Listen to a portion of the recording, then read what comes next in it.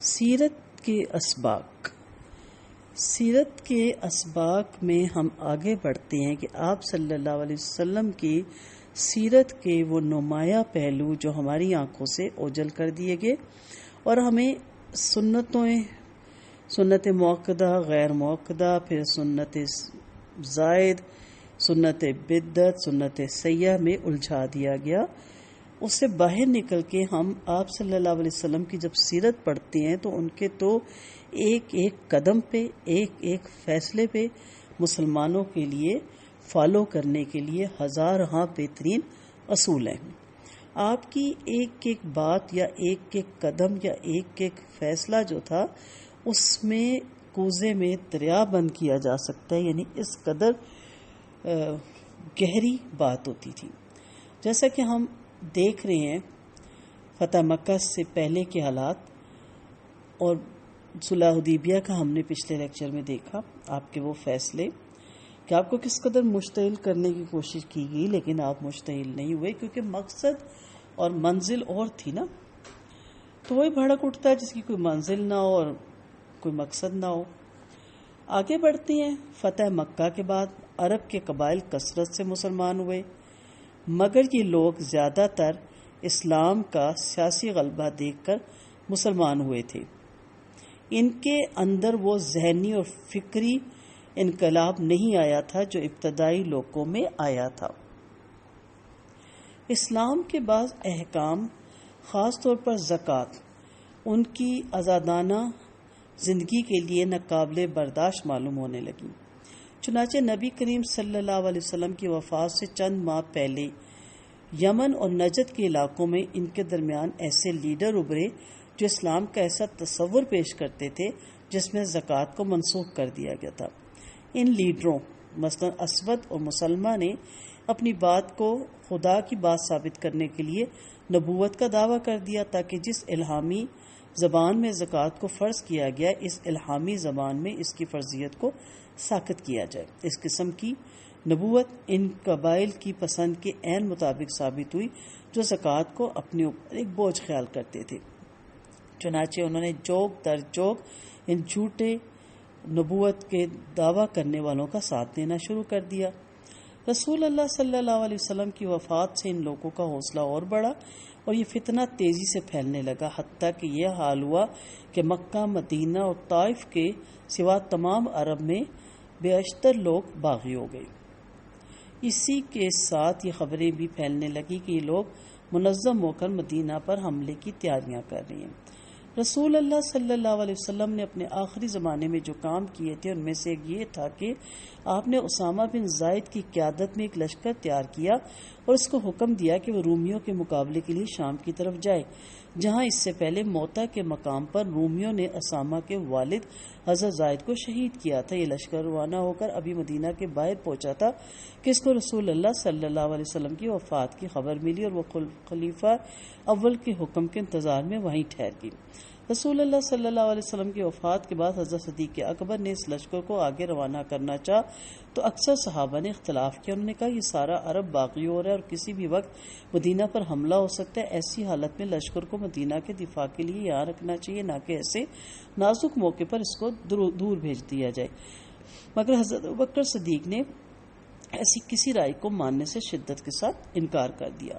تمام بڑے بڑے صحابہ اسامہ بن زید رضی اللہ عنہ کی سرداری میں مدینہ کے باہر جمع تھے۔ اس وقت لوگوں کے اندر دو باتیں بحث کا موضوع بنی ہوئی تھی۔ ایک یہ کہ اتنے نازک موقع پر اسلامی لشکر کا مدینہ سے دور جانا حکمت کے خلاف ہے، اور دوسرا یہ کہ اسامہ بن زید ایک غلام کے لڑکے تھے، اس لیے بہت سے لوگوں کو ان کی سرداری پر بھی اعتراض تھا۔ نیز وہ یہ بھی کہتے تھے کہ اسامہ ابھی صرف 17 سال کے نوجوان ہیں اور ان کی ماتحتی میں بڑے بڑے صحابہ، لوگوں کا خیال تھا کہ کسی معمر قریشی کو سردار مقرر کر دیا جائے تو زیادہ بہتر ہے۔ عمر فاروق بھی ابتدائی اس لشکر میں شامل تھے۔ وہ لوگوں کا پیغام لے کر حضرت ابوبکر کے پاس روانہ ہوئے۔ حضرت ابوبکر نے پہلی بات سن کے فرمایا، لشکر کی روانگی کے بعد اگر میں مدینہ میں تنہا رہ جاؤں اور درندے مجھ کو پھاڑ کر تب بھی میں ایک ایسے لشکر کی روانگی کو نہیں روک سکتا جس کو خود آپ صلی اللہ علیہ وسلم نے روانہ فرمایا۔ دوسرے پیغام کو سن کر آپ نے فرمایا کیا ان کے دلوں میں ابھی تک جاہلی فخر اور تکبر کا اثر باقی ہے؟ یہ کہہ کر آپ اٹھے اور لشکر کو خود رخصت کرنے کے لیے پیدل چل کر لشکر گاہ تک پہنچے۔ اسامہ بن زید کو ان کے لشکر ساتھ روانہ کیا۔ جب اسامہ اپنی سواری پر چلے تو آپ ان کے ساتھ ساتھ باتیں کرتے ہوئے چلنے لگے۔ اسامہ نے کہا یا تو آپ بھی سوار ہو جائیں یا میں سواری سے اتر جاؤں۔ حضرت ابوبکر صدیق نے فرمایا نہ میں سوار ہوں گا اور نہ تم سواری سے اترنے کی ضرورت ہے تمہیں۔ یہ خلیفہ اول کی طرف سے گویا لوگوں کا سوالوں کا جواب تھا، عملی جواب تھا۔ خلیفہ کو اسامہ کی رکاب میں چلتے دیکھ کر سب کا جو وہم تھا یا جن کے اندر جو بھی خوش فہمیاں تھی وہ ختم ہو گئی۔ اسامہ کی سرگردگی میں صحابہ کا لشکر رومی علاقے کی طرف روانہ ہوا تو اس کی خبریں چاروں طرف پھیل گئی۔ بہت سے مخالفین کے لیے یہ مسلمانوں کے اعتماد کا مظاہرہ بن گیا۔ انہوں نے سوچا کہ مدینہ والوں کے پاس کافی طاقت ہوگی، تبھی تو وہ اس نازک وقت میں اپنا اتنا بڑا لشکر سلطنت سے دور بھیج رہے ہیں۔ بہت سے لوگوں نے یہ سوچا کہ مدینہ پر اقدام کرنے میں ہم کو توقف کرنا چاہیے، پہلے یہ دیکھنا چاہیے کہ مسلمانوں اور رومیوں کی جنگ کا کیا نتیجہ نکلتا ہے۔ اگر مسلمانوں کو اس جنگ میں شکست ہوئی تو وہ اور زیادہ کمزور ہو جائیں گے اور اس کے بعد ان کے اوپر اقدام کرنا زیادہ مناسب ہوگا۔ اسامہ بن زید کے لشکر کو رومیوں کے خلاف مہم میں زبردست کامیابی ہوئی۔ اس مہم میں ان کو 40 دن لگے۔ اسامہ بن زید اس مہم کی قیادت کے لیے موزوں ترین شخص تھے کیونکہ ان کے باپ زید بن حارث کو رومیوں نے موتا کی جنگ میں شہید کیا تھا اور ان کے دل میں اپنے باپ کا انتقام لینے کا جذبہ بھڑک رہا تھا۔ اسامہ کی رہنمائی میں اسلامی لشکر انتہائی بے جگری سے لڑا اور رومیوں کو شکست دی۔ اس کے بعد وہ کافی قیدی اور مالی غنیمت لے کر مدینہ واپس آئی۔ یہ دیکھ کر باغیوں کے حوصلے ٹوٹ گئے اور نسبتاً زیادہ آسانی کے ساتھ ان کو زیر کر لیا گیا۔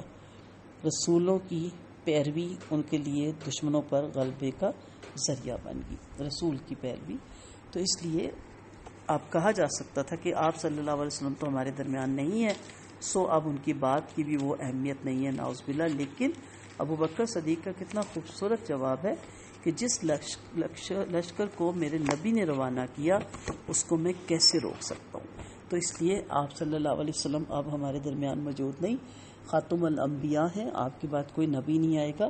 ان کی ہر بات سمعنا و اطعنا ہونی چاہیے اور اسی طرح اس پہ عمل ہونا چاہیے۔ ہمارے لیے اسی طرح آپ صلی اللہ علیہ وسلم کی بات پہ عمل کرنا ضروری ہے جس طرح وہ ہماری صحابہ کرام کی زندگیوں میں تھے، کیونکہ آپ رہتی دنیا کے لیے آئے، خاتم الانبیاء ہیں، آپ کی بات کوئی نبی نہیں آئے گا اور آپ کا حکم ہمیشہ جاری اور ساری رہے گا۔